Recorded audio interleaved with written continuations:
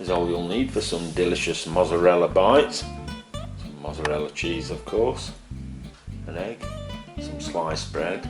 Get the denser type of bread if you can, not one full of holes. Some milk and some fresh basil.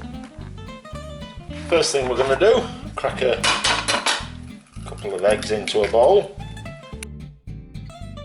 And then with a good glug of milk and a pinch of salt, and give them a good mixing. And just put that to one side. Next, I'm going to turn our attention to the bread, cut off the crusts, then flatten the bread out a bit with a rolling rolling pin, something like that, and then cut it into quarters,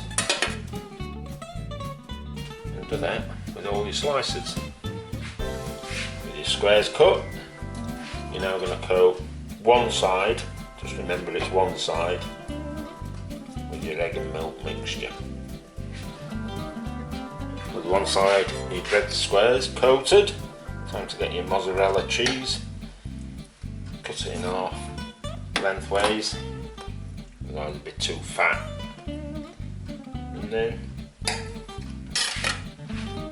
get a basil leaf, place that, place your mozzarella, and then put another one on top, and then you're going to squish it so that the edges all squash together. And do that for all your breads.